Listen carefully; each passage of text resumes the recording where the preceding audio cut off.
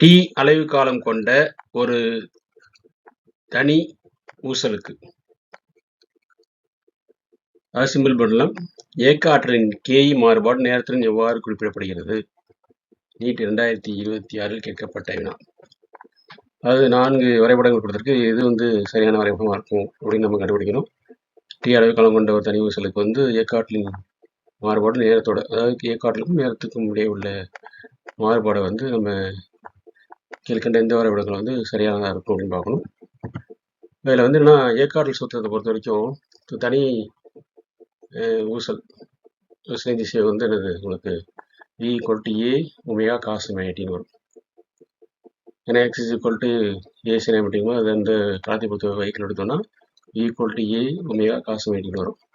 இயக்க ஆற்றல் சமன்பாடு என்னன்னா ½ m². அப்போது 1/2m அப்படி வச்சுட்டு v² அந்த விக்கு A காஸ் ஒமேகா காஸ் ஒமேகாடி பற்றி அதை ஸ்கொயர் பண்ணி போடுற வேண்டியதான். அப்போது 1/2m ஒமேகா² A² காஸ் ஒமேகாடின்னு வந்துடும். இதான் இயக்க ஆற்றலுக்கான ஃபார்முலா வரும். இப்போ எப்போதும் நேர்மறை, அதாவது ஆல்வேஸ் பாசிட்டிவ்ங்கிறது எப்படின்னு பார்க்கலாம். K அதாவது இயக்க ஆற்றல் திசையத்தின் வர்க்கத்தை சார்ந்ததில்லை. ஏன்னா இங்கே பார்த்தீங்களா ½ m² அப்படிங்கிறதால வர்க்கத்துக்கு நெறிவை பொருத்த முடியாது அந்த இயக்க ஆற்றல், அதாவது திசையத்தின் வர்க்கத்துக்கு. அது ஆற்றல் ஒருபோதும் எதிர்க்குறியீட்டுக்கு செல்லாது. ஏன்னா சப்போஸ் V மைனஸாக இருந்தாலும் ஸ்கொயர் ப்ளஸ் தான், ப்ளஸ் ஆனால் ஸ்கொயர் பண்ணால் ப்ளஸ் தாங்க நமக்கு தெரியும். அதனால் எப்பொழுதுமே எனது நேர்குறியீடாக தான் இருக்கும். அடுத்தது அதிர்வெண்ணை பொறுத்த வரைக்கும் இதில் கோண அதிர்வெண் பார்த்தீங்களா, அதனால் அந்த அதிர்வெண்ணை நம்ம செக் பண்ண வேண்டியிருக்கு. ஒமேகா = 2π நியூங்கிறது இங்கே அதிர்வெண்ணு.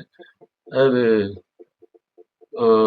ஒரு ஊசல் ஒரு முறை முன்னும் பின்னும் செல்ல, ஒரு ஊசல் முன்னும் பின்னும் செல்ல எடுக்கும் காலம் Tன்னு வச்சுக்கிறோம். அப்போ ஆனால் இந்த ஊசல் மையப்புள்ளி கடக்கும் போதெல்லாம் இயக்க ஆற்றல் அதன் உச்ச மதிப்பை அடையும். எனவே இயக்க ஆற்றல் என்னது சுழற்சி காலம் உங்களுக்கு T/2, அதாவது நேரம் பாதியாக குறையுது. சரியா, நேரம் அதில் பாதியாக குறையுது. அது இங்கே T/2 அப்படிங்கிறது தான் இங்கே அப்படி கொடுத்துருக்கோம்.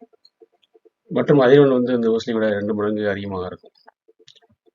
ஏன்னா இது பாதியாக குறையும் போது அது என்னது உங்களுக்கு new inversely goes to time தெரியும். இப்போ அதிகபட்சம் 2 மடங்கு அதிகரிக்கும் அப்படிங்கிறது தான் உண்மை.